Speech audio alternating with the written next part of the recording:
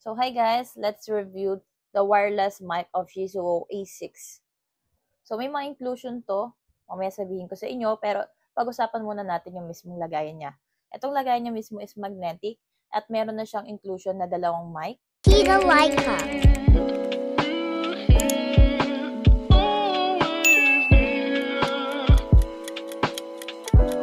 So once nilagay niyo po yung mic dito, automatically nagcha-charge na po siya. And ang kanyang charger ng mismong lagayan na to is Type-C. So meron din po siyang receiver na nakalagay dito, pero may inclusion po tong dalawang receiver kung sakaling iyon ang pipiliin ninyo, yung Lightning. So itong mic na to is meron na siyang inclusion na magnet. Ayan. Na pwede natin ikabit sa ating mga damit. O, di ba? Very neat siya. Hindi kayo mahihiyang ikabit to sa inyong mga damit. So, parang wala lang siya. And, super magnetic niya.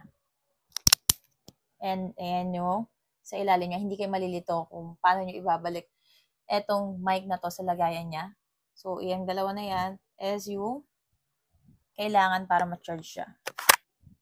Ayan.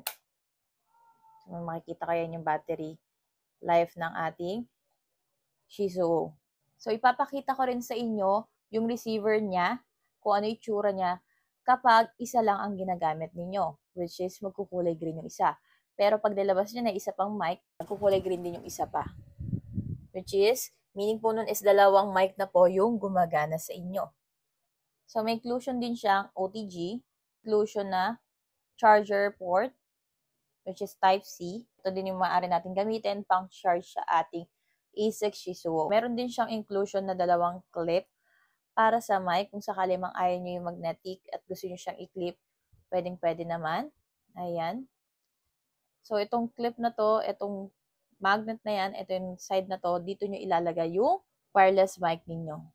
So, napakakapit yan, guys. And gaya nga ng sabi ko sa inyo, we have 2 receiver.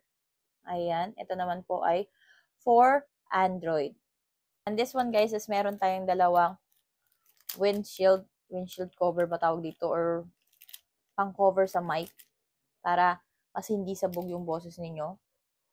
Ayan. Pero so far naman po napaka-okay ng Shizou natin compared to other mics. Pag nasa labas ka pa, pagkakamalampay ang pin, design sa damit mo. So dito po sa mic natin, ito po yung power on and off.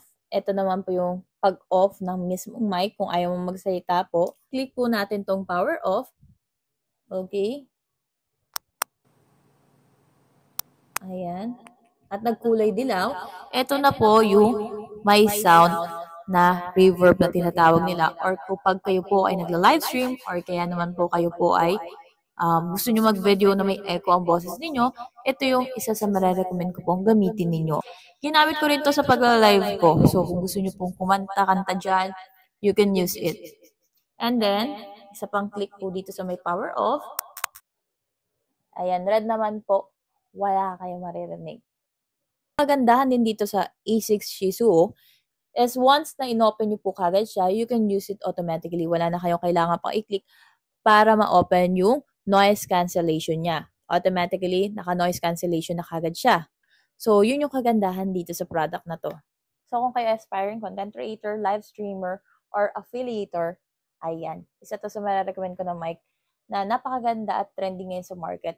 Siyempre, kaya naman to trending dahil maganda ang quality niya. So, kung mapapansin niyo yung price niya is medyo pricey, but guys, it's worth for its price. Kaya kung naghahanap kayo ng perfect mic for your videos, isa to sa marirecommend ko, guys. So, kung gusto niyo ng ganitong item, you can check my basket, guys. Thanks for watching. Share. Don't forget to like, comment, and subscribe. See you next vlog.